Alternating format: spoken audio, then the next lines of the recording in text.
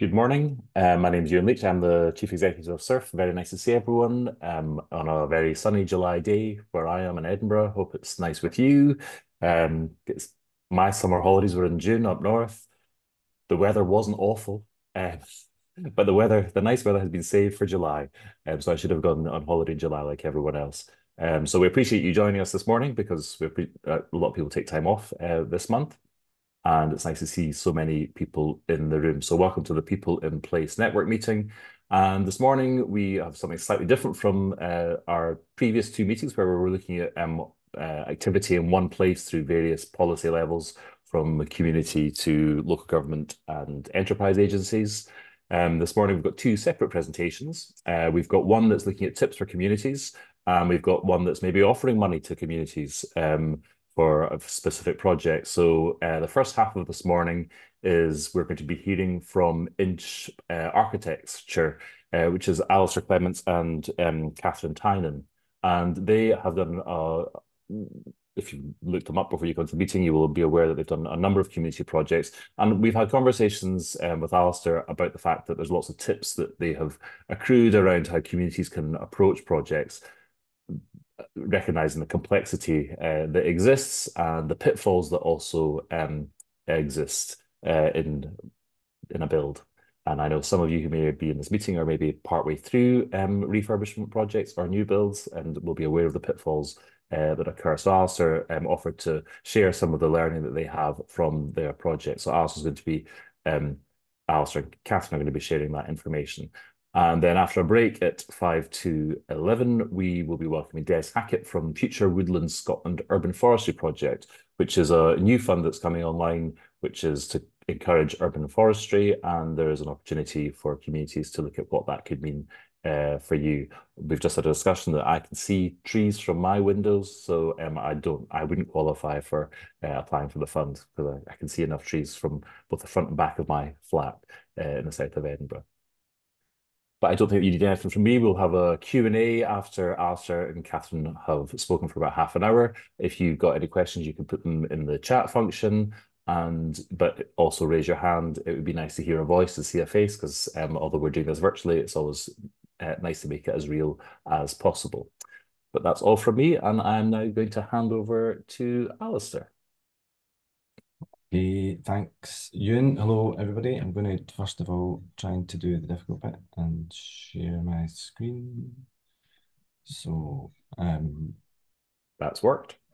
Yes, brilliant. Okay, so hi, I'm Alistair Clements. I'm Director of Inch Architecture and Design, a socially responsive architecture and design practice to be joined later by Catherine. And I think the working title of this conversation is Inch by Inch, which is maybe an apt title for developing community projects and running through the hoops and hurdles. So I thought it would be useful to start with some stats about the practice. So we started off with 2.1 people, which was 12 years ago, or 4,364 days ago. We are now up to 390 projects in the course of those 4,364 days. There's now 13 of us, and many different working patterns among us. And we currently have 23 live projects, which we deal with among us. So the practice is driven by its social objectives to deliver projects which have a positive and lasting effect on the community and the users of our buildings. And we believe that great design should be for the benefit of all. We work with third sector organisations, predominantly including charities, communities, organisations, development trusts, but latterly universities, urban regeneration agencies, housing associations, among others. I won't go into all of this, but we are a social enterprise and we're limited by guarantee. We're non-profit, although we are for surplus. And we aim to reinvest our surplus in support of our objectives. Last year, we donated thousands of pounds to previous clients to assist them deliver on their outcomes. And we'll remember the word outcomes, we'll keep coming back to that. So we reinvest, we learn, we collaborate, and we carry out research. So I thought, as a brief bit of background, some projects might be useful to see. At the top left, we did the reference design for a Jocelyn Ferry terminal some time ago. So we get involved in transport infrastructure for some clients. We top right is a simulated health environment within a new campus we did for University of West of Scotland.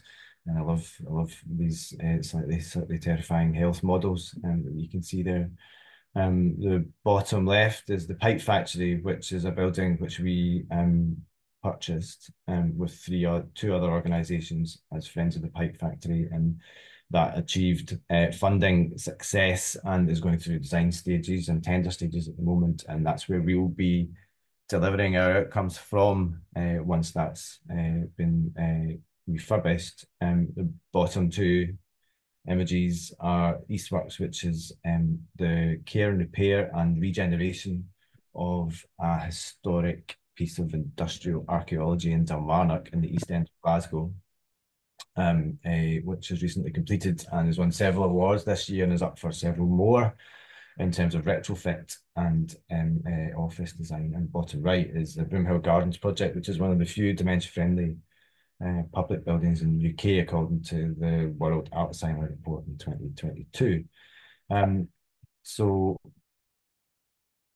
inch by inch, I thought within the context of what we'd originally been asked to talk about, which originally we'd talked about when things can go wrong. And that's a difficult thing to talk about, really. So what we thought would be more useful would be talk about the hurdles that projects have to go through and use some examples of projects that have actually made it through those hurdles, which is where they could have gone wrong and could have completely failed. So that way there's some actual content for the process. But I think that the where we want to start is with the process of design. And for those who aren't in the design and construction profession, this process I think is really important to understand, and it underpins where projects have potentially gone wrong that we're going to talk about in a minute. So, and excuse me if I'm going over old ground for some of you, but I think it's always important to go back to the start. And the RIBA stages of work is what on the screen. This is falling into the CPD category now. The coloured boxes are the normal habitat of architects from stage 0 to 7. But the vision and the outcome at the start and the end of the process for us is actually what it's all about. We facilitate the delivery of a vision and the delivery of outcomes through going through the process in the middle. Some detail on some of the stages. The first bit is stages 0 to 2. That's creative. It can be fun.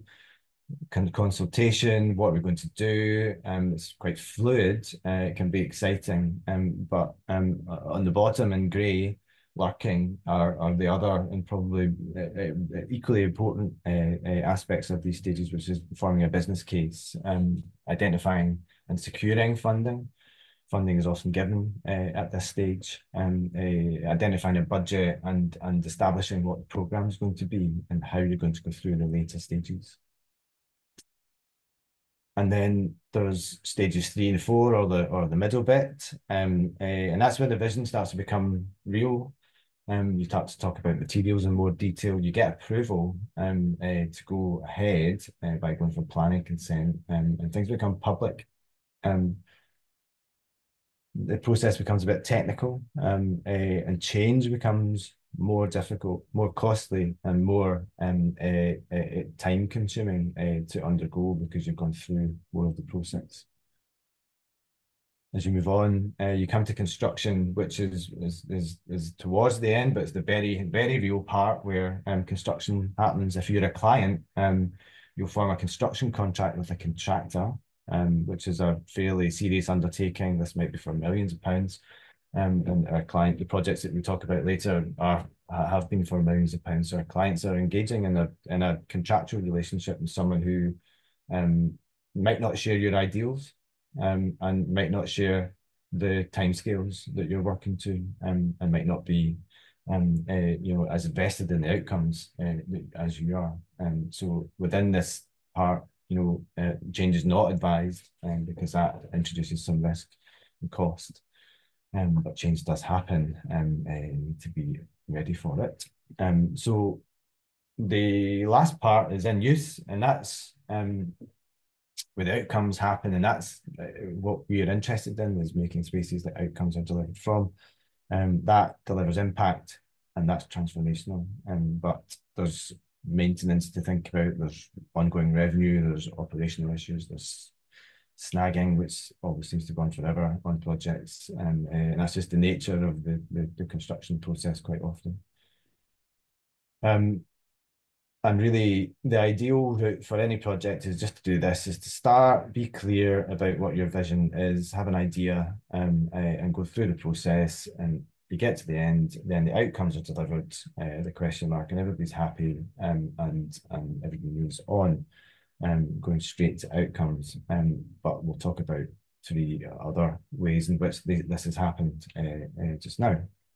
So we're going to use three of Inch Architecture's Inverclyde projects as the examples. And each of these has overcome challenges, and they in a different world could have been projects that went wrong, but the projects that have had different challenges along the route.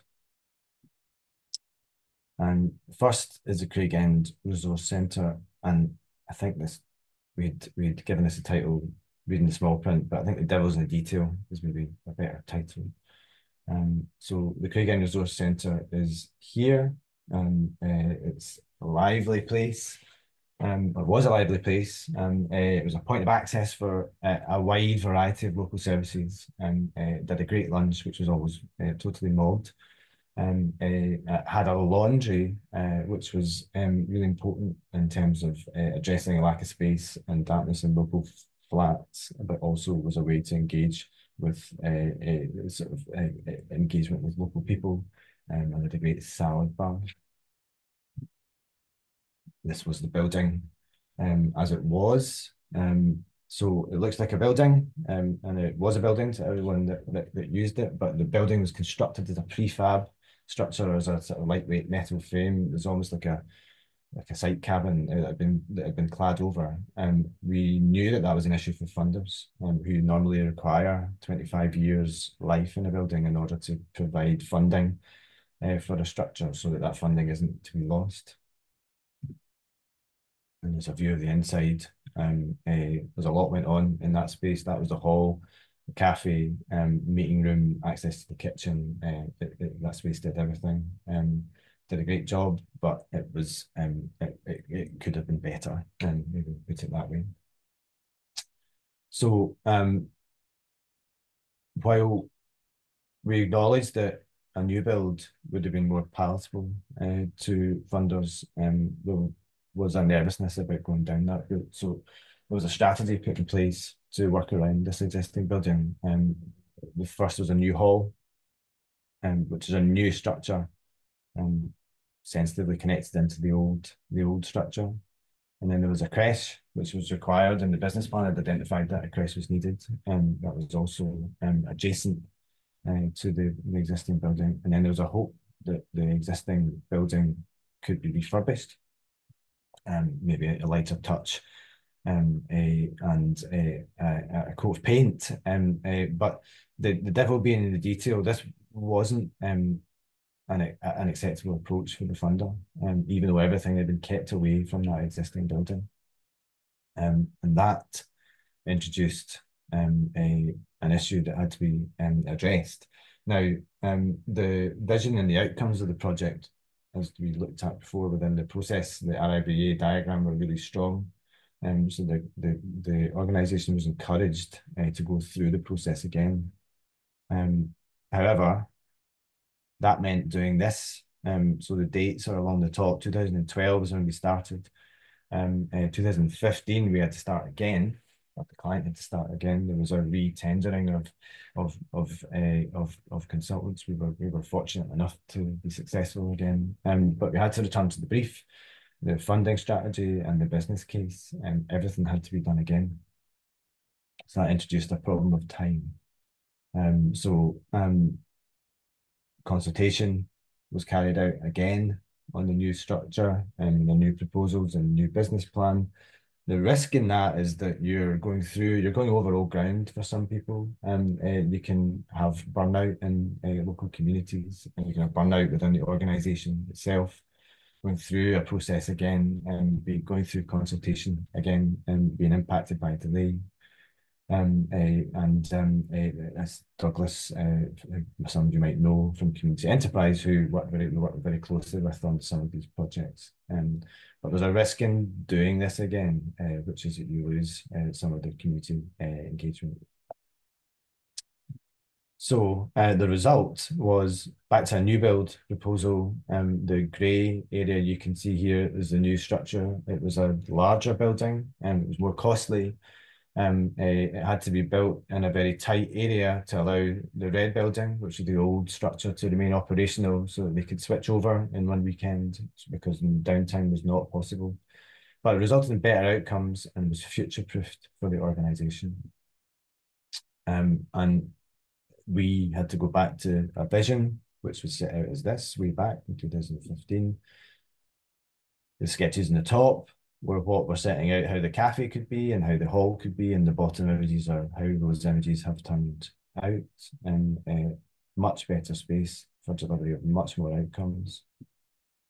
And the exterior of the building is a much better environment and a much more worthy environment for a community space that delivers so much. So that's the Craig End Resource Centre, and the learning, solutions which fully deliver on outcomes can be more effective. Sometimes it's better to go for it all, and then avoid losing time by maybe making decisions at an earlier stages and reading the small print. And on the topic of going for it all, there was a concern that a new building was going to be too big for the organisation. I was speaking to Brian, the client last week, who is saying the buildings are too small and would rather have an extension. So that's they've been able to grow into the space really well. So I'm going to talk now about Broomhill Gardens and for Inverclyde Association for Mental Health in Work Enterprises, and that's where the client had to be really agile in the face of some adversity. The project is here in central Greenock, and they do in Work Enterprises, a social enterprise, horticulture and landscaping business, which establishes routes to work for people with mental health issues. Now, we'll go from the completed views. This is an aerial view of the project. It consists of a walled garden in the centre, accessing a community room, cafe, training space, offices. It's adjacent to a new green route, which provides access to growing space and the workshop for the social enterprise horticulture business. And some images of the completed project. As I said, one of the few dementia-friendly public buildings in the UK, and it's designed to have limited barriers for those with mental health issues. So there's very few doors, and what doors there are that don't have to be closed are held open. So it's a flowing space. Now, the project was conceived as a new build. It had a full brief. It was on budget and on program. So we were going through in the bottom, the stages 1, 0 to 4. Everything was fine, and we were delighted to be getting through all of the hoops that we had to get through. However, we went to tender, and the tender returns. The market had changed during the process. The tender returns returned, and they were 1.5 times the approved budget. So some swift action was required. And if you remember back to our conversation about when you don't want to change things, you don't want to change things at stages 3 and 4, because that is costly and time consuming.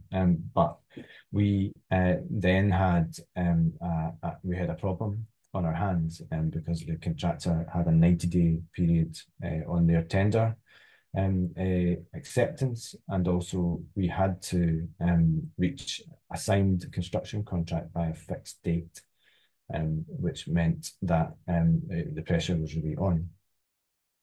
And I think it's important to just talk about the dates here. So this project also started in 2012, and it took a bit longer, but it was a sequential project up until 2016. And then we had to redo stages 2, 3, and 4 effectively very, very swiftly before its completion in 2018.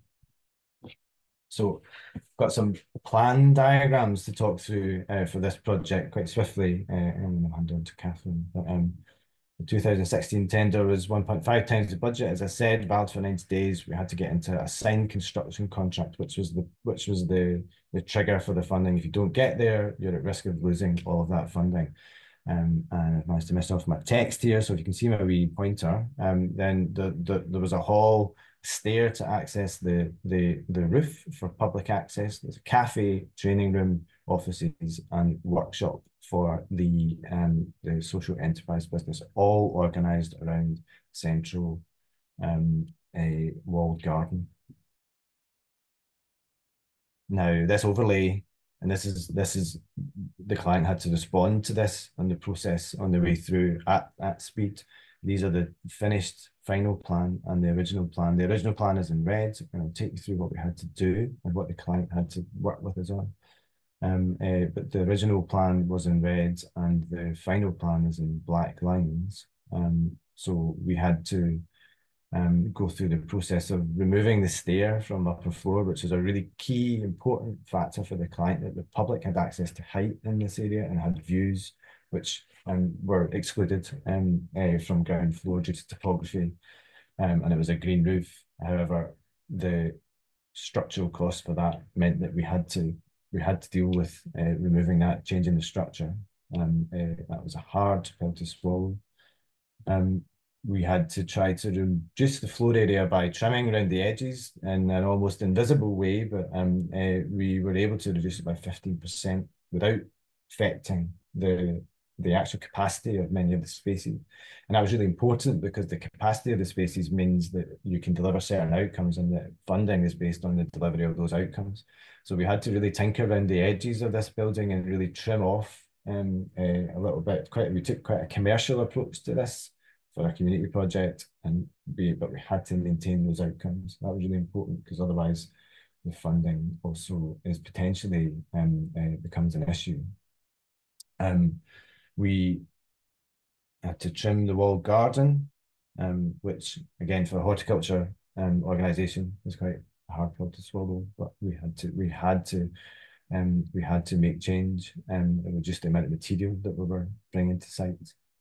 And then we had to move the building in building 2, it's known as, which is the workshop, was in light red, into the area beside the walled garden. So we had to hide it. It wasn't so prominent, but that was the most efficient way to make cost savings in that way. So the result of that is this, which was much reduced, but a building which still delivered on all of the key outcomes through maintaining the appropriate capacity in the key spaces. And again, they're successful organisation and delivering the outcomes that we had set out to deliver with them. And a clear building diagram is really important to us.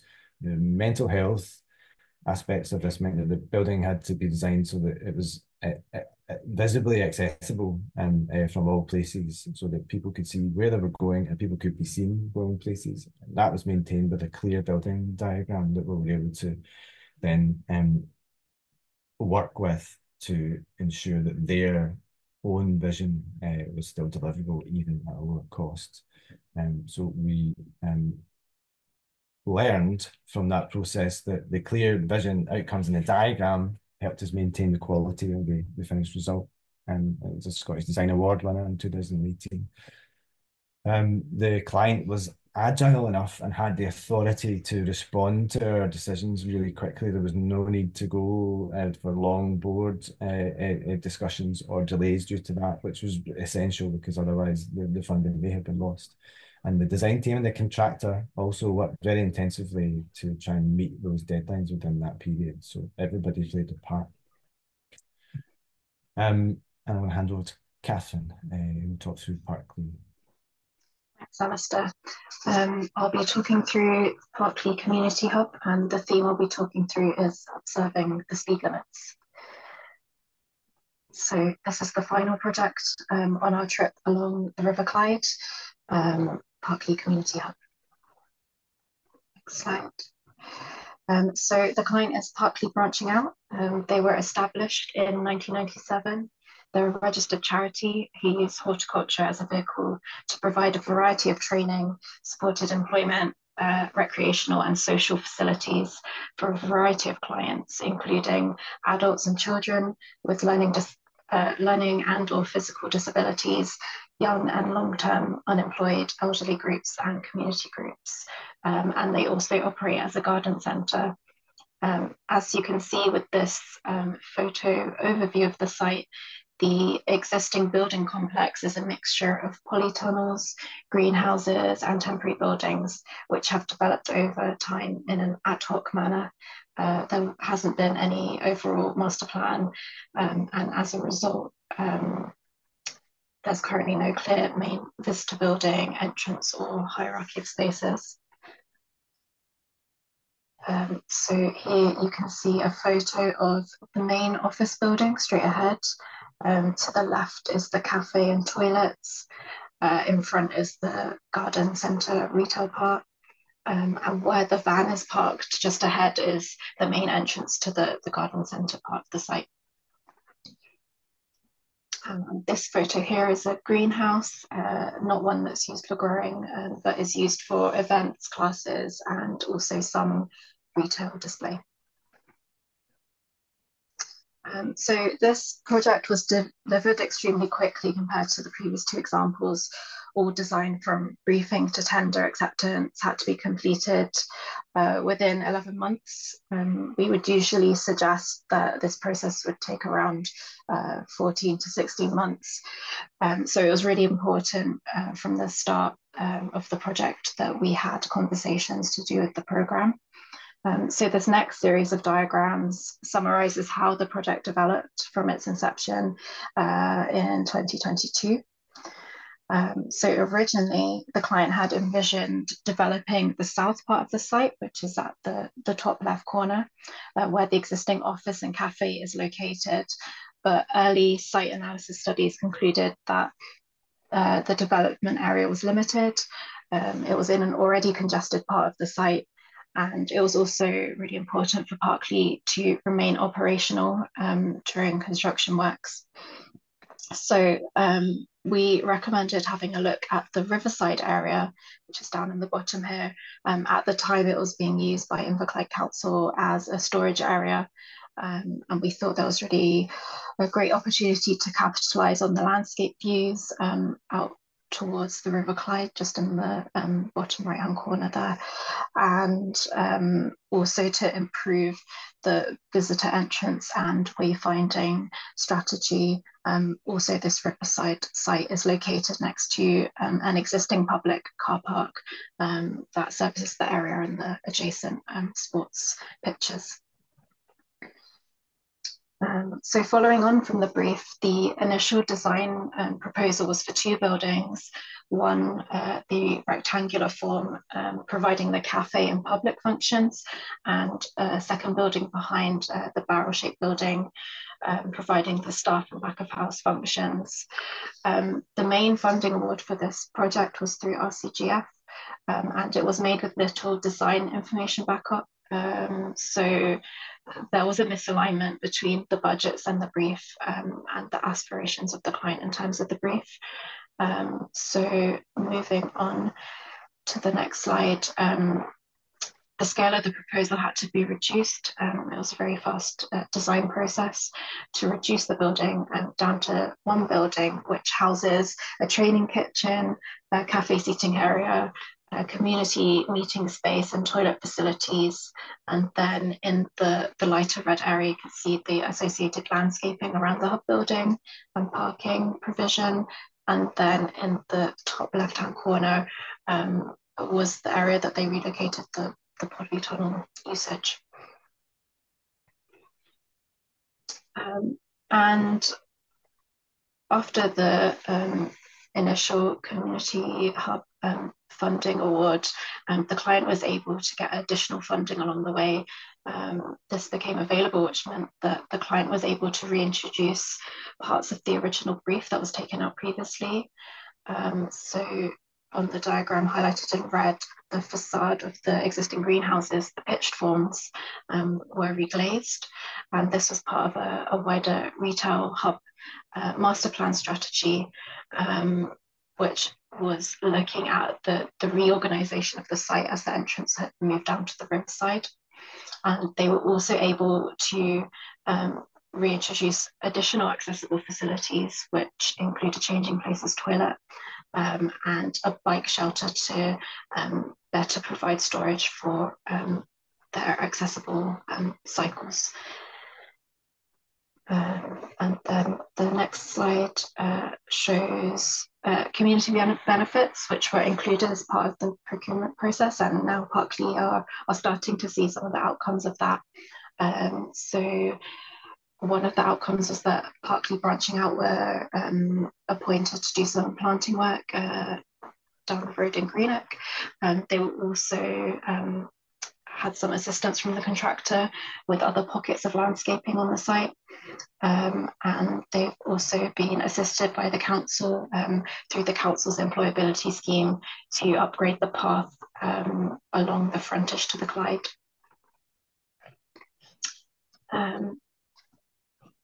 Also, another fun piece of funding that the client's been able to get is funding for a feasibility study for this farmhouse building, which is now a very prominent position towards the main entrance of the site.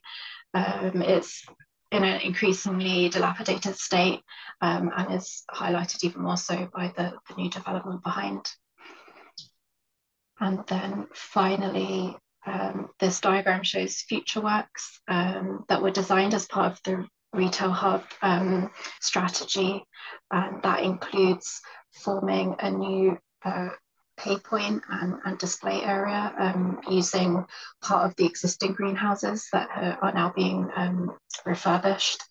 Also planters and retail display space and external seating outside, and then finally towards the top, the potential for a canopy or pavilion space to provide external covered space for events.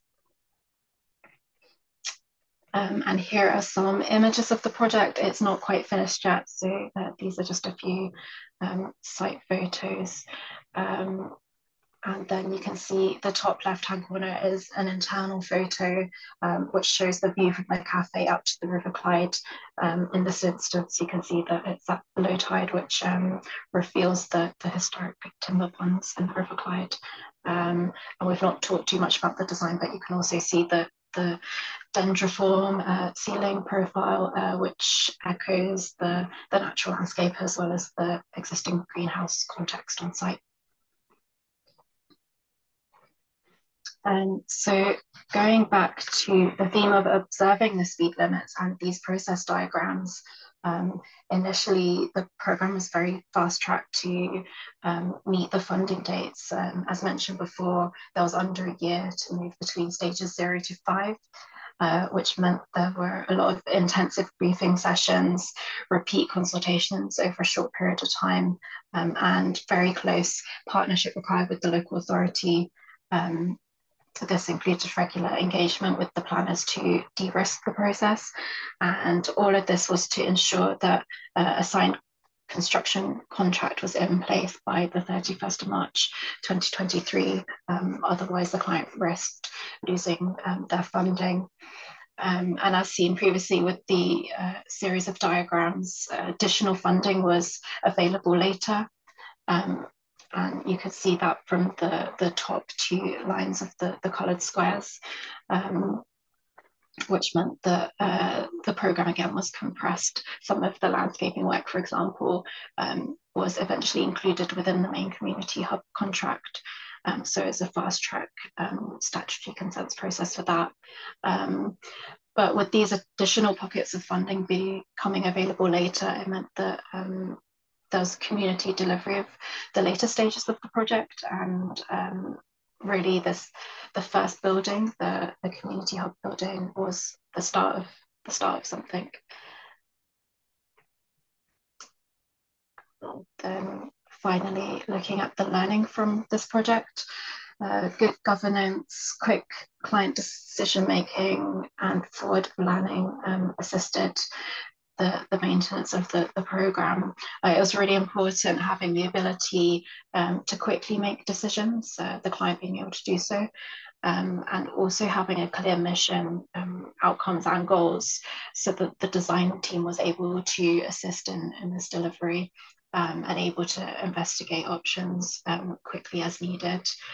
The slow program after the completion of the main building has supported and does continue to support training and employment opportunities. And ultimately, the completion of the community hub building is a catalyst for the delivery of a wider strategic plan. And I will now pass back over to Alistair to summarise. Thanks, Catherine. Very briefly, sort of out of time, I think. But so good governance. Good governance. What we're going to talk about is a thing, but I think that comes through in every part of this. Is good governance is really important to help keep things on track, because things move fast, and things have to move fast. And community organisations are sometimes not set up to move fast. So good governance always comes back to, we always come back to that clear vision and community outcomes. Are really helpful, to make the bit in the middle, the coloured bits in the middle, the delivery of a building, which is the start of something, not the end of something, and make that bit go well. And yeah, knowing the process and reading the small print sometimes is useful. So I hope that's been interesting and of some use. And I'll leave it there. Thank you very much, Alistair and Catherine. That was great. And if we don't already have reasons to go to Greenock to see Rig Arts and the Wyliam, we now have 3 other reasons that we could all go over to Greenock on a sunny day like today. So really great projects, really interesting. I have questions, but I see there's already a hand up in the room. If you have questions, put your hand up or pop them in the chat. But Jonathan, do you want to ask your question? Hi, thank you, Alistair and Catherine. It's really interesting, actually. And what's really nice is that you've got a real understanding of the community aspect. So I work for Elder Park Housing Association. I'm a regeneration officer, and we're looking at carrying out a much smaller project than the ones that you've been talking about. But I've been working on this for about 18 months, okay, and I've come to the conclusion that I really need some professional help in the whole feasibility and accessibility. And the problem for me, or the challenge for me, has been that there's loads of funding, from the landfill fund and lots of different funds that you can pull down on to deliver a project. But I'm not too familiar with what is out there to help us do a really sturdy feasibility, which would include community engagement, which I've done a little bit of, a proper cost analysis in terms of the size of the site. Am I thinking way above what we can do? So that's where I would need some help. And I was wondering whether you guys, if that fits with what you guys offer as well. Yeah, yeah. I mean, all of these projects come from something like that, but the trouble is, and we haven't really talked about this, but so we're architects, but we get really closely involved in the funding process, and because that's where everything comes from, and if you don't get that right, then there's no architecture happening. There's no point in drawing anything. The trouble at the moment is there's very little development funding around to pay for that bit. There's very little capital funding around as well after the changes last year in the budgets, and that I don't know if that's going to change or not over time with the new governments come into place. But yeah, there are yeah, it absolutely is something that we would be able to do. It's the kind of thing that we do all the time. But there's probably some routes that you need to find the funding for these things, for like doing a condition survey, or if it's an existing building, etc. Getting a cost consultant, a business case is really important. That's we quite often go, we can't draw this, nothing to draw yet because there's no business case been done. That I seems a think, bit counterintuitive, but so yes, but the Scottish Land Fund is probably, if it's an existing yeah. building, the Scottish Land Fund is one of the few routes around at the moment we find, that's still open. Okay, well, Um, what I can do is I'll hook up with you outside of this meeting, obviously, but that sounds great. It's a very small project compared to what you've delivered or what I've seen that you've delivered, but it's really, really interesting. It's all about net zero. It's all about being very green and sustainable.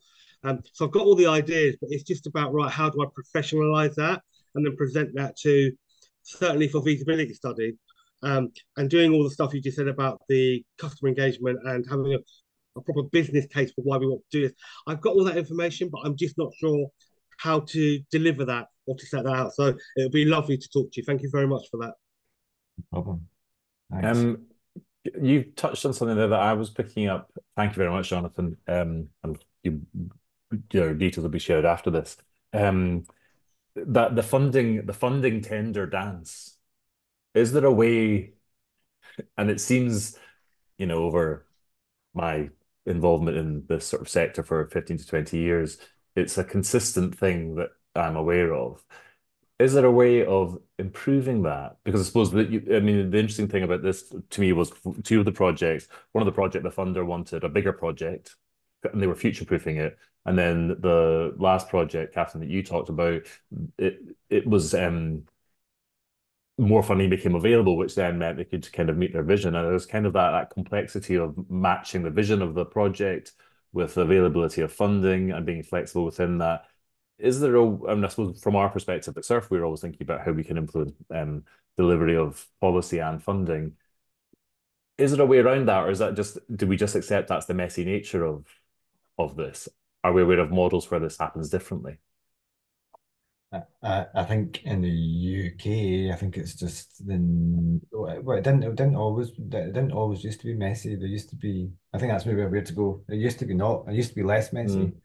Mm. The big lottery were a funder, that would often partner up with the Regeneration Capital Grants Fund, and two of the projects, the projects Broomhill and Craigend were benefited from a substantial big lottery input, but their funding requirements are different. So they were the lead funder, if you like.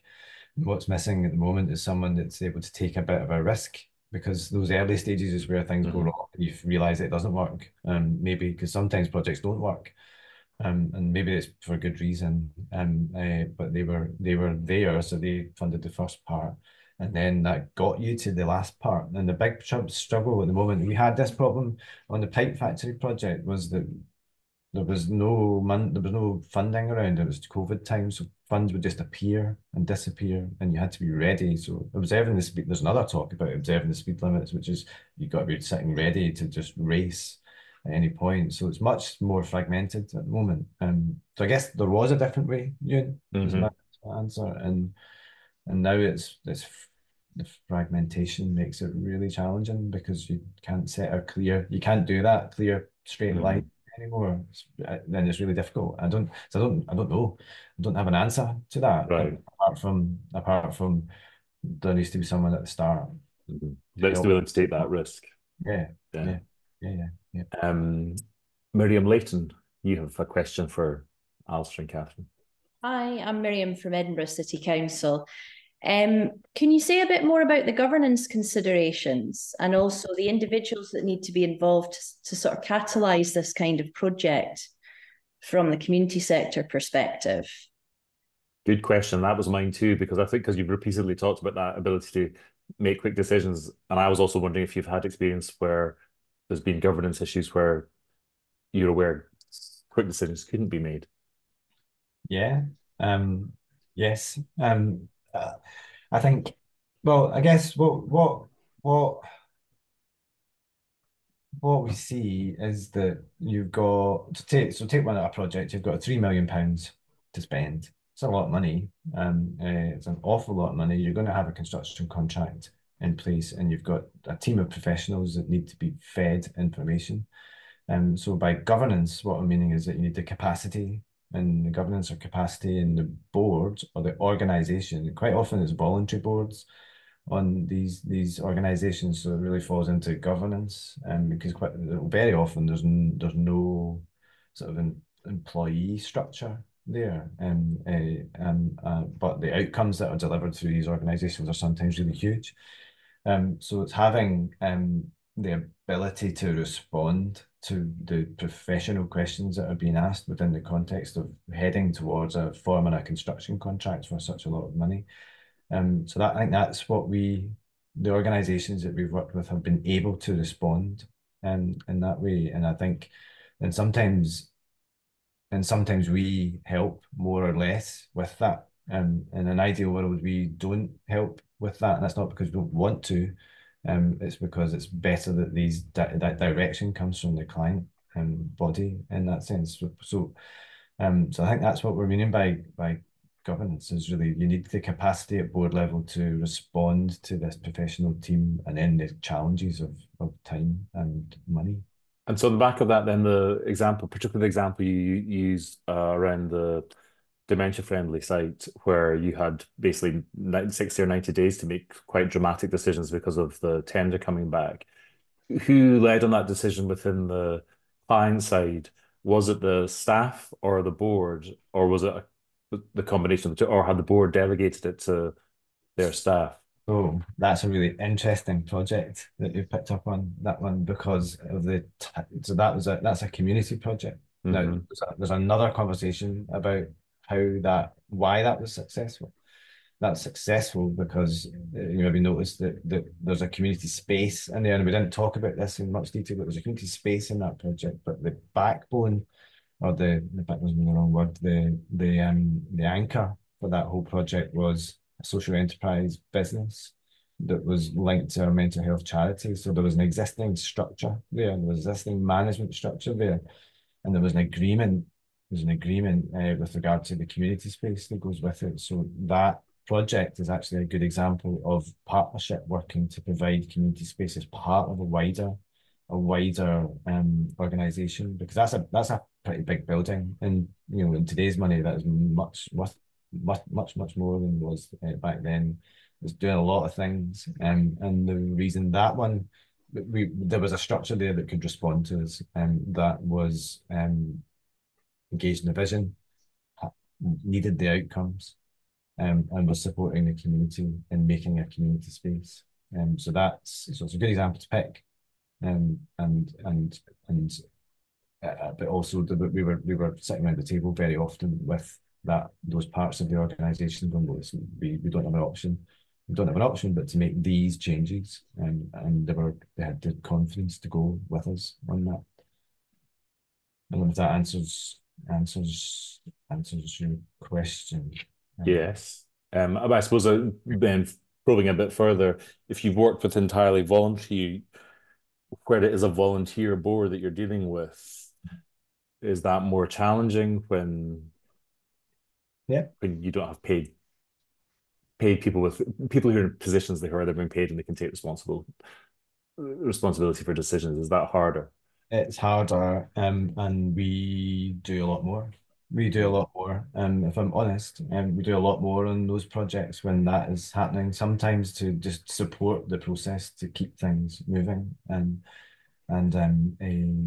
that involves more time from us, and it involves a different kind of communication, sometimes about actually where are we now, what do we need to do, who's going to do this. So yeah. And Okay. we do that. As a practice, we do that. And I'm sure lots of other practices do the same as well, just to help the project through. Nikita Shah has asked if all three were delivered via a traditional route. I don't know if you want any expansion on that question. I think it's a contractual. That sounds like I presume it's a contractual question. Yeah. Yes, they were. They were all traditional. But the last one, partly branching out, Natasha's an architect, was we had to fine tune the end of the procurement to make it quicker because we don't have enough time for full bills of quantity, if that's the question. Yes. So, I mean, because, it kind of, I mean, we all agree that, there is this, as Ewan was saying, and you agree that, there's always this funding and tender, which has quite a complicated process, and it's never straightforward. But then, sometimes when you have to squeeze things, what we've recently done in one of the project is go design and build. And, sorry, just to introduce myself, I work for Eastern Bunshire Council.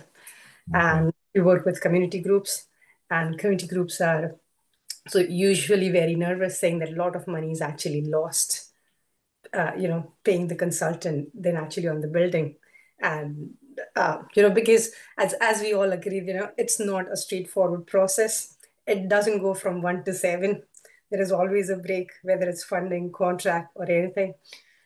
Communication has been another challenge as well, because I think you did mention, Alistair, in your presentation, that going back to people and consulting them again and again is, they think that nothing's happened. 4 years passed, nothing's happened. You're still consulting us, so there is the risk of over consultation. And then when you go back and said, for the money we've secured, we're now going to deliver much lesser, I think there's a problem. So would you recommend that there is, I don't think, maybe I'm not asking the right question, but do you think that a traditional method or design and build route would be, is there one preferred to the other if things were tighter?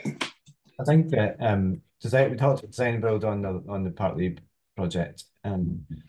We didn't do that, so my other background is construction law and procurement as well. So I've got a bit of expertise in this, and I think that going down design and build route for communities is sometimes can sometimes be risky because things are maybe still changing. And then when that changes within a design and build contract, then you're going to end up costing more. So all of our community projects have been traditional, and quite often it's control and quality is important, and that's important to the funders. I'm not saying that you can't get that out of design and build, but they're always too small for. You don't sometimes get contractors that are interested in the smallish, like 2 million. 2 million is a lot of money, but it's a small project for D&B. Yeah, I think that was the case, and one of the project we had 3 tender which were unsuccessful. We couldn't find anyone to actually build it, so we were sitting on the money. And as you said, we're trying to meet that external funding deadline, and you're sitting on the money and you're not finding a contractor, and then you just think that should we don't have design and build? We have contractor in the first place, so hence the question. We have done design and build for publicly funded projects, which was the Eastwards project was design and build, and that's much bigger. And it's a different client as well. Thank you. It was Clyde Gateway, wasn't it? Yeah, your client there, yeah. Which I have to say is an impressive project, and to me, the fact that Clyde Gateway chose to keep that an unlisted building as a sort of anchor and feature area is impressive decision on their part. But it's a good. I've not been in it, Alistair, but I've walked around the outside, and it's a really nice to see that it's been kept. Is there any other questions from anyone in the room?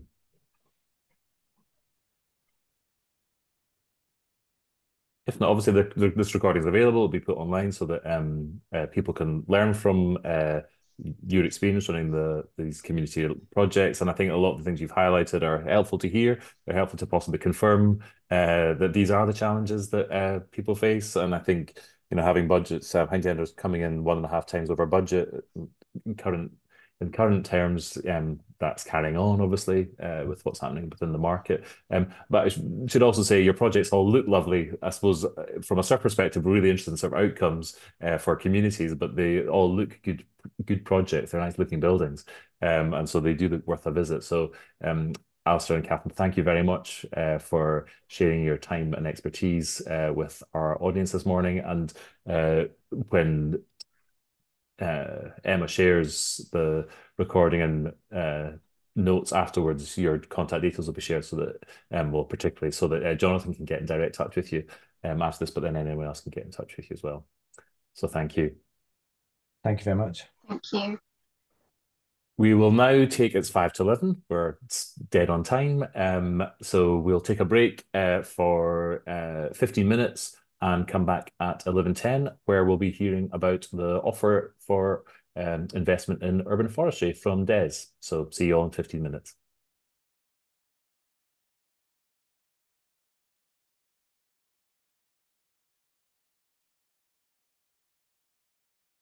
Welcome back, everybody. Hope everyone's managed to grab a coffee. So we're moving on now from looking at community-led construction projects to something a little bit different. Des Hackett from Future Woodland Scotland Urban Forestry Programme, or from Future Woodland Scotland, got in touch with us a couple of months ago about a new fund that was becoming available. And we thought that this was of interest to our network and that this would be a good platform for it. And so we agreed with Des that the July slot would be a good one for them just before the launch, I think, of the fund, for him to come and talk to us about it so that communities were aware that this was something that was becoming available. So I will now hand over to Des Hackett to talk about their urban forestry program. Des, over to you. Great, thanks. Thanks, Ewan. That's working for us. Am I unmuted? Yeah, I am. Yes, you are. All good. Excellent. So thanks very much, Ewan. We actually launched our program last week, so yeah, this is timely. We're hot off the press, as it were. So Future Woodland Scotland, if I'll just give you a very short intro to the organisation. We've been around since the early noughties, primarily involved in native woodland restoration and protection, but we also do some research and innovation grants around biodiversity and carbon as well. But I'm here today to talk to you about our newest program, which is the Urban Forestry Program. This here is our vision for our program, that over 10 years, towns and cities across Scotland make significant progress towards developing and achieving the 3-30-300 rule. So what is the 3-30-300 rule, I hear you ask? Well, this is essentially a rule of thumb, let's say, for how all our towns and cities should be. So everyone should be everyone should be able to see 3 trees from where they live. They should live in a neighborhood with 30% canopy cover, and everyone should be within 300 meters of quality green space. So this is, as I said, a kind of rule of thumb that was developed by a gentleman by the name of Cecil Konijnendijk of the Nature-Based Solutions Institute in the Netherlands, and is really gaining traction internationally as a kind of ideal that we should all be aspiring to in terms of urban forestry. So that is our vision. But why? I suppose the next question is why? Why do we think we should aim for that? This slide here, not our own slide, this was produced by a consultancy firm, Treeconomics, but this slide is just trying to convey the benefits of trees in an urban context. Most of us will kind of be aware of the benefit of trees outside of towns and cities, that in terms of reducing carbon and biodiversity value.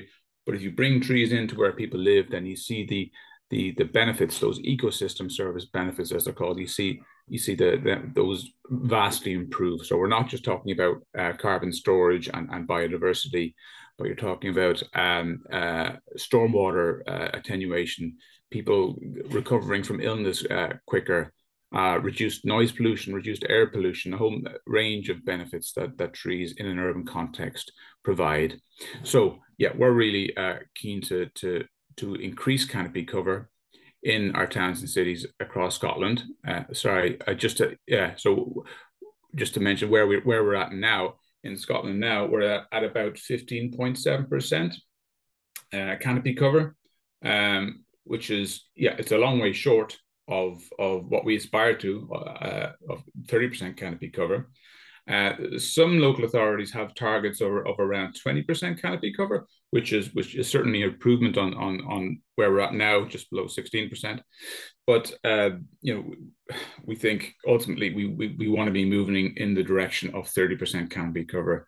I'm sure many of you will have spotted the other day in the news about Sunday being the hottest day ever for the world. So as the climate crisis and biodiversity crisis becomes more acute, I think we'd be really keen to stretch our targets when it comes to urban forestry in order to ensure that our towns and cities remain habitable and pleasant environments. So what's holding towns and cities back area? So obviously planting trees in an urban setting, it's more complex, it's more expensive than a rural setting. You have utilities to deal with, you have archaeology, you've built heritage, and it's a challenging place for trees to be planted in and to grow up, let's say. There's some shocking statistics out there that, for instance, up to 50% of urban trees do not survive past 10 years. So if you're trying to increase canopy cover from 15% or so up to 30%, you're really on a hiding to nothing if you're losing 50% of what you plant. So we're really keen to see that we talk now about establishing trees in the environment and not just planting them. But sorry, back to what's holding us all back. I'm sure most of you will be familiar with the context we're dealing with here. Organizations, including local authorities, are very low on capacity to maintain woodland, let alone increase planting. So how can Future Woodland Scotland help? Well, we have funding now of 10 million over the next 10 years. And I should just mention straight off the bat that this 10 million does come from BP, which I know will make some people feel uncomfortable. But if it helps, this is a license condition from their wind farm, the Morven wind farm. So as part of their award of the license award, they made a number of commitments, and they've to invest millions in Leith docks, and they have to roll out a electric vehicle charging network. But one of those commitments was that they would put 10 million towards urban forestry in Scotland. And they had an existing relationship with Future Woodland Scotland, so they asked us to manage this fund. So yeah, 10 million over 10 years. What are we going to do with that? A significant portion of that money, maybe 50% or so, will go towards a challenge fund, which will open on the 17th of September.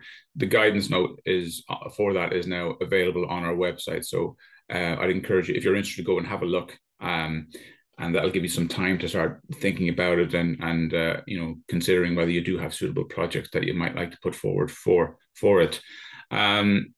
In terms of what, a bit more detail maybe on the fund. We'll probably have two streams, so amounts between 2,000 and 20,000, and then a separate stream for projects between 20 up to 100,000. Both of those kind of categories we'd be able to provide multi-annual funding, which I know is something that is hard to find, let's say. So we can fund up to, you can draw down those monies over a period of 3 years. We're looking to fund not-for-profits and local authorities. In an urban context, the landowner or land manager, in most cases, will be the local authority. But we're very keen to see partnerships coming forward, and we really want to see community involvement in these projects. So in terms of what is eligible for funding, we want to see, as I said, we're not just interested in planting trees. We want to see trees succeed and thrive, so they really start to deliver on those benefits I mentioned a moment ago. So it could be tree and woodland management, but it could also be education, it could be outreach, it could be facilitating access for people to trees. Anything that kind of goes towards achieving our vision of 300. We're keen for people to come forward with proposals. We want the sector itself, in a way, to come forward with the answers, and we'll fund where we can. It will be a competitive fund. We don't have an infinite funding resource, so it will be competitive, and we'll be limiting organizations to one bid. One bid per organization per round of funding. Is there anything else I need to say about the Challenge Fund? But please feel free to ask questions at the end of this presentation if you want a bit more detail on it. Oh yes, an important point. We want to spend this money in a targeted way. So this here is a snapshot from the Tree Equity tool. Now, the Tree Equity tool was developed in the US by American Forests, where it's attracted significant funding from the Biden administration. Up to, I think, $2 billion has been channeled into urban forestry on the back of this tool that's been developed. But the Woodland Trust adapted that US tool for the UK, and they launched it in November or December just last year, so it's relatively new. And what it does, excuse me, what it does is it measures the canopy cover in urban areas of the UK, but it also then combines that with socioeconomic data, and it also combines it with some of those ecosystem service benefits that I mentioned a moment ago. So on the bottom there, I hope you can see my cursor. You'll see it's including income ranking, health ranking, employment, and also air pollution, heat disparity, and children and older people. So it's combining this kind of data, with the canopy cover. So this neighborhood just south of Aberdeen, or in South Aberdeen, that I've selected, this has canopy cover of 10%. So we're already below the average for urban Scotland. And then it also has these issues. It has issues around health and employment in particular. So they combine that information, and that then gives you a tree equity score. So 61 is quite a low score. It goes from 0 to 100, but 61 is quite low, and that is actually in their highest priority. So this neighborhood in Aberdeen is seen as being high priority. That there are, it's got low canopy cover, it's got socioeconomic challenges. Planting more trees there will go towards mitigating some of those factors. So we want to, we're going to use this tool essentially to determine where we spend our funds. I'd really encourage you to check this tool out. Just Google Tree Equity Score, and it'll bring you to the Woodland Trust website. You can type in your own neighborhood, or just put in a place name, or you can just zoom around Scotland to your heart's content. Click on. It'll give you a score for your city, but if you click on individual neighborhoods, it'll give you that kind of breakdown.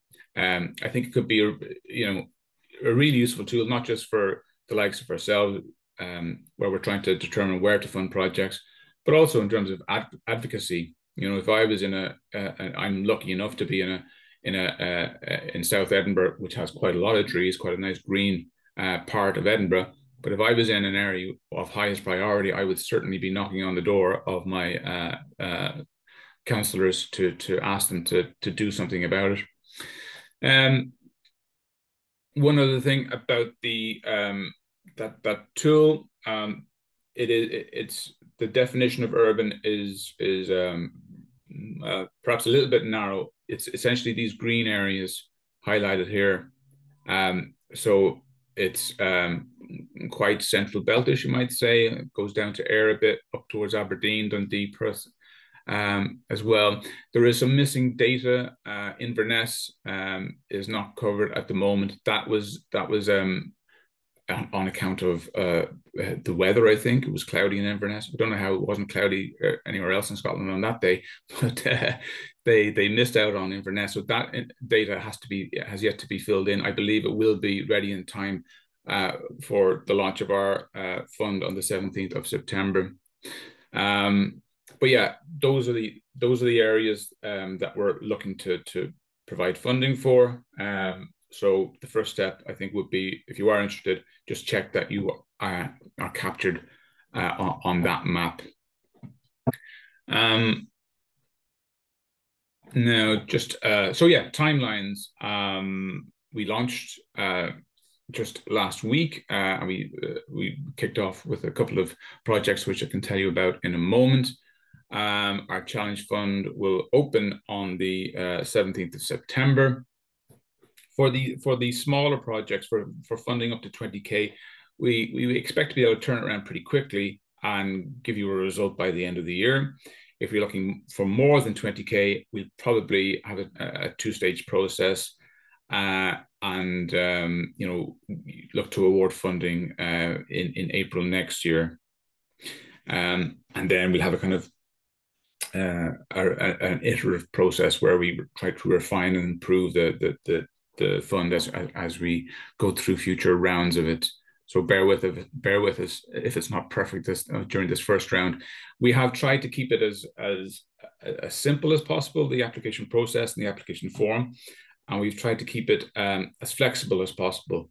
So you know, we're open to if you're not at the stage where you're wanting to plant up an area, or if you don't have existing trees and woodlands to manage, you know, we can provide funding for development work, for design work.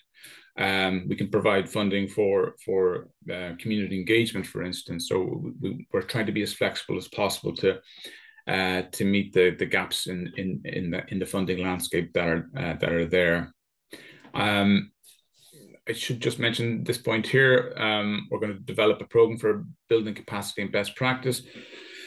So we have our challenge fund that I mentioned, but we're also keen to see how we can meet some of the wider sectoral challenges out there, and maybe harking back to the previous presentation. You know, architects and landscape architects often put in wonderful green infrastructure designs, but often they don't materialize at the end. They're designed out by the developers at the end, or by the client at the end, due to cost considerations. So yeah, we want to explore how we can promote best practice and just ensure that any new developments and existing neighborhoods in our towns and cities can be retrofitted through green infrastructure, through trees, to ensure that we're all living in pleasant and habitable environments. So yeah, we're still at the early days of trying to figure out what to do here, or how to approach that. Is it training? Is it further capacity building for the sector? Is it about helping local authorities and other organizations to work in a more coherent way? Early days, but if anybody is interested in exploring that a bit more, please do get in touch. Yeah, very quickly, just a little bit on a couple of projects that we're already funding, just to give you an idea of what we're interested in doing. So the first one is we've provided funding to Tree Link Stirling, and they're going to distribute free nut and fruit trees to residents in Raploch and Bannockburn in Stirling. Both of these neighbourhoods have very low tree canopy cover and a low tree equity score.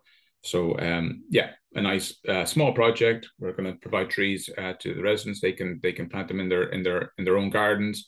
They'll get a harvest, and they'll hopefully look after their trees and benefit them from them for years to come. The second project is perhaps a little bit more ambitious. We're the lead funder for a tree warden scheme that is just launching in the Clyde Climate Forest area. Clyde Climate Forest, for those of you who don't know, it's an initiative covering the whole of the Glasgow city region. So those 8 local authority areas.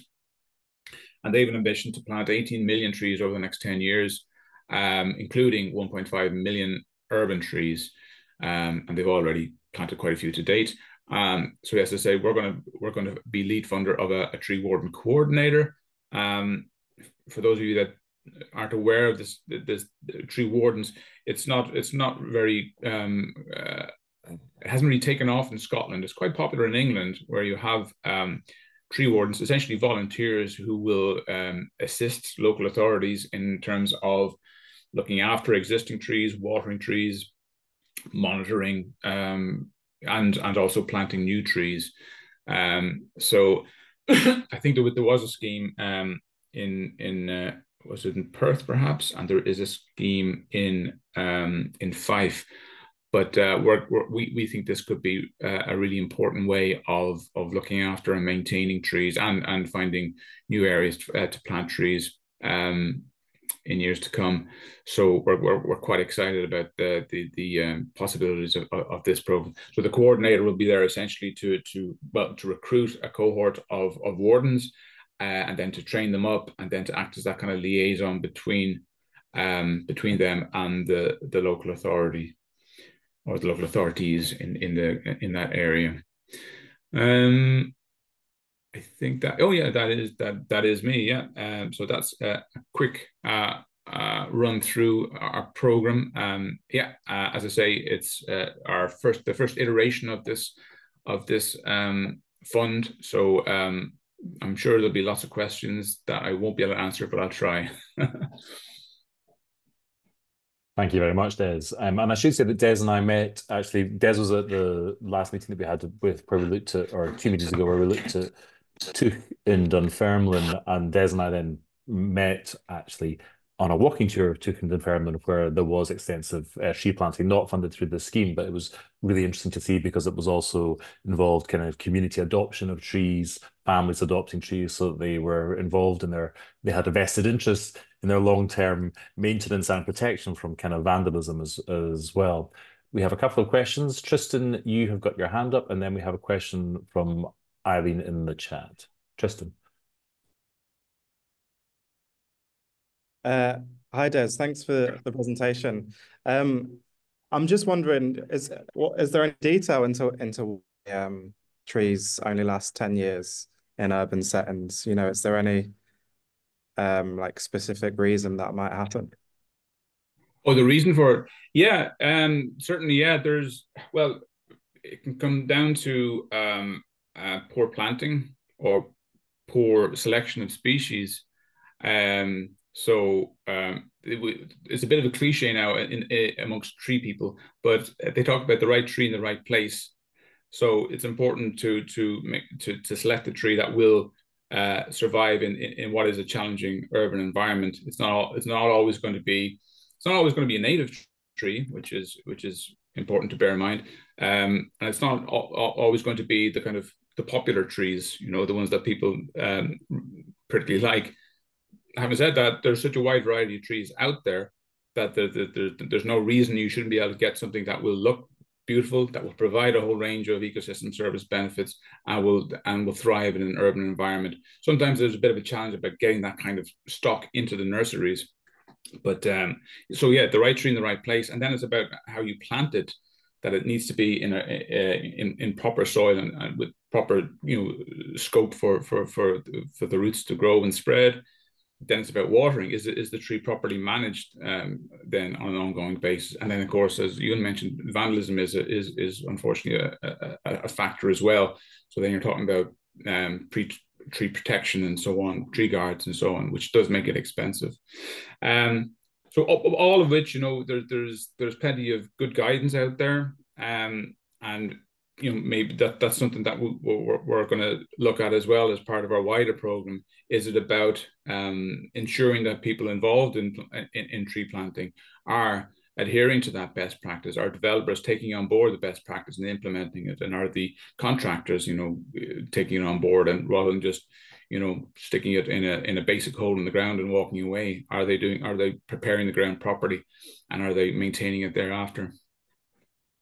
All right, thank you. I think because Tristan, Des, and I are all in Edinburgh, we can probably all think of places there are new trees that are dead. I'm thinking of the New Street development off the Royal Mile, Picardy Place, even Quarter Mile, which is a really high-end development. The trees that were first planted, I, those I kind think of we dark chasms.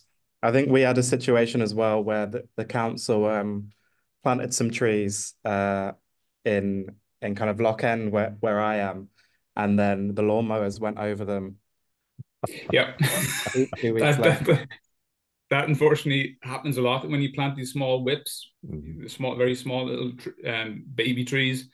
And if it's not properly marked out, then the green space team come along. They haven't been told, nobody's told them about it, and they just mow over them. It's really unfortunate.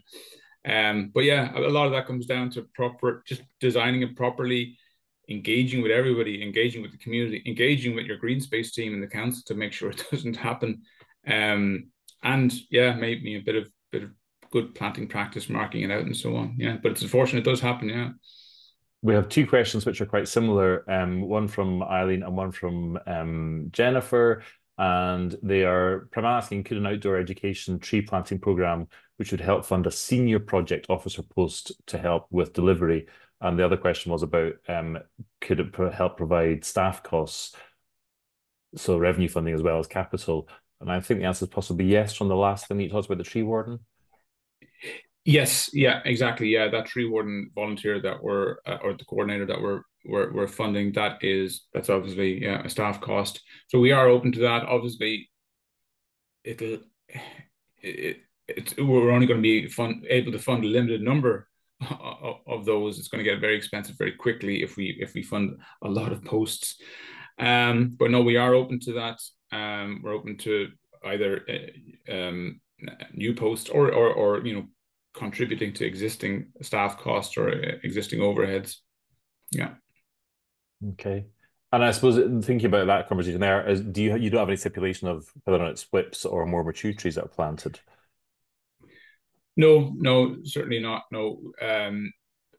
The only thing is, yeah, we just want to see a good, well thought out proposal. So, as Tristan was saying, avoiding that kind of scenario where you put whips in and you don't do any kind of thinking or planning, or there's no plan in place for aftercare and subsequent maintenance and so on.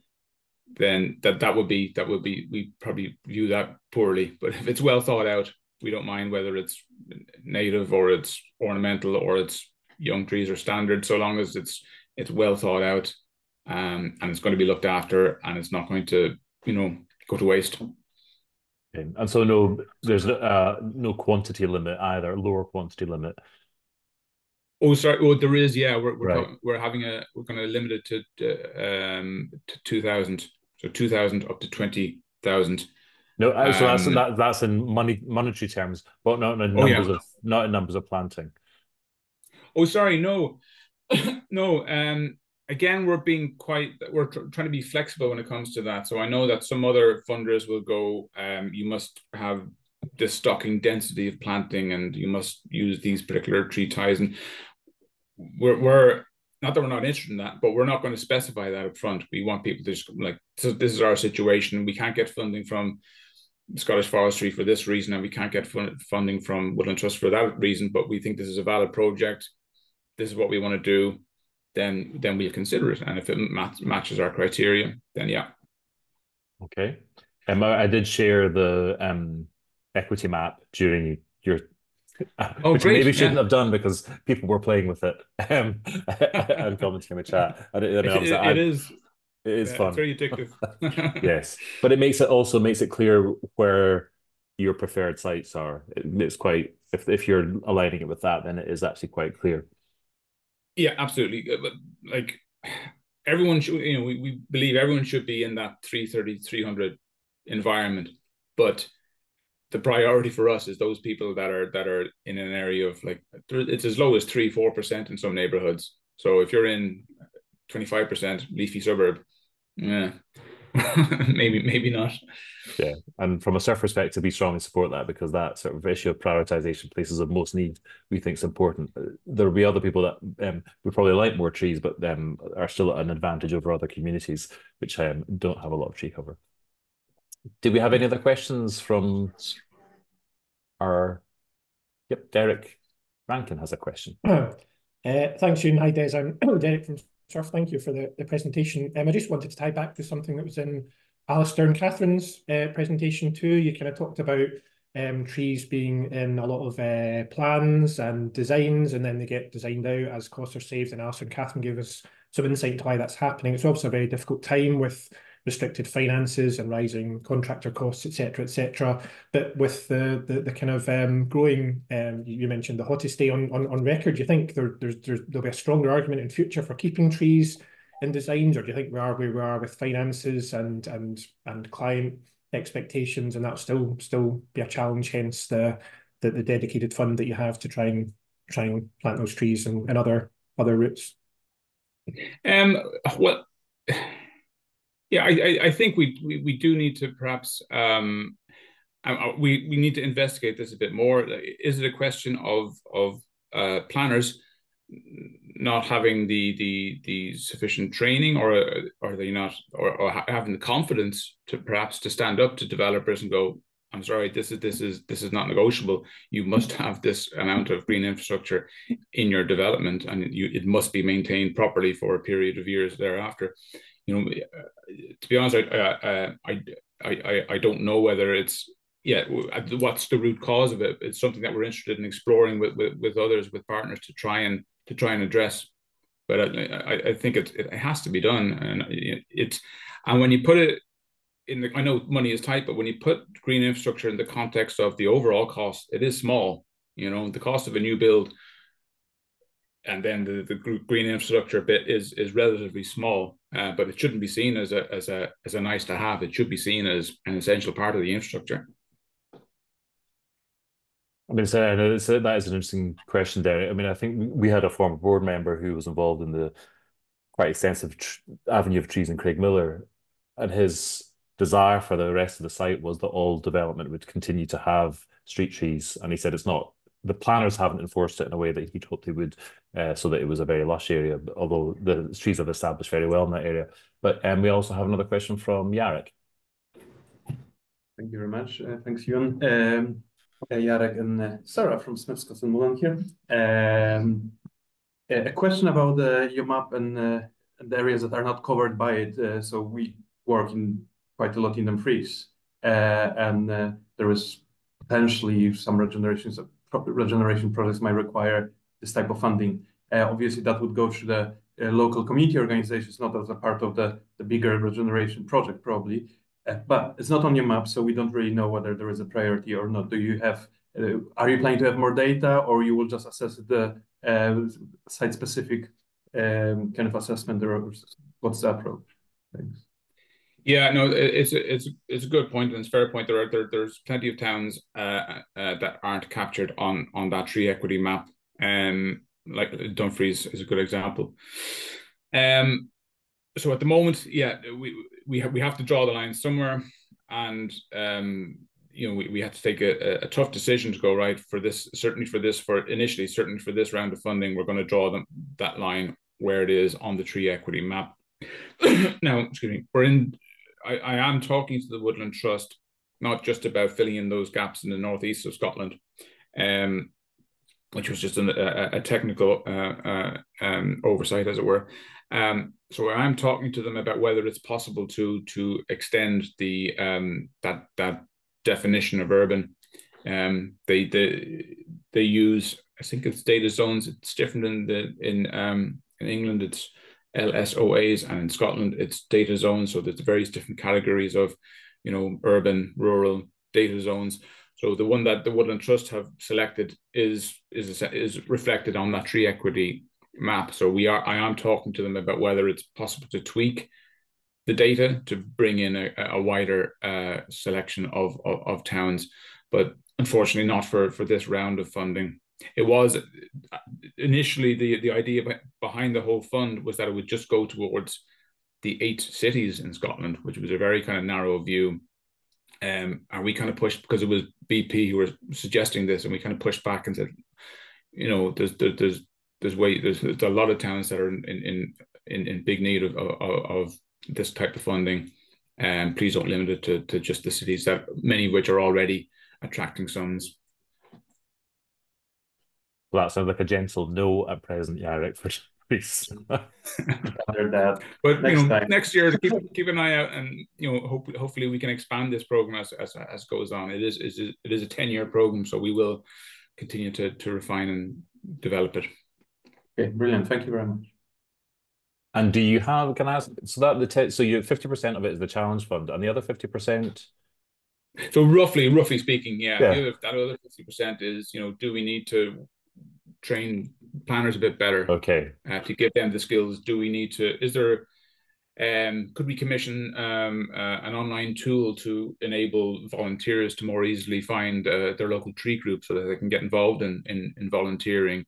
Do we get more heavily involved in advocacy and in you know, putting it up to the Scottish government and local authorities, and you know, really making the case for 30% canopy cover? So we're at an early stage of that of that process. And obviously some of the comments in the chat and the conversation, the direct question that Derek asked would suggest that, yeah, advocacy on this to make sure that it remains a priority or it's enforceable through planning conditions is maybe desirable. Any other questions from anybody in the audience? If not, I'm not seeing anything in the chat. I have no raised hands.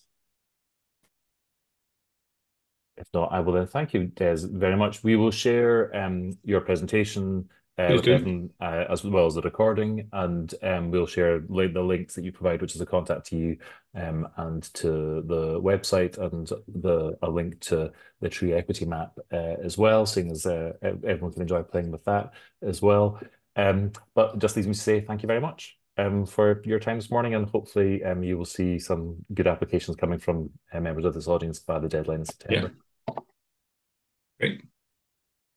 And it leaves me to say thank you very much for joining us this morning. Our next meeting will be in September, and we already have something tentatively it's penciled in for that. It's Collective Architecture are doing some work around large-scale retrofit of local authority housing, and it's looking at some of their community consultation around that and how they have addressed discussion with the community, and then how wider retrofit lands within a community project. And I suppose that will include things like displacement and management of new heating systems and things like that. So that will be one element of the discussion in that, which comes out of some earlier discussions that we've had in previous meetings of this network.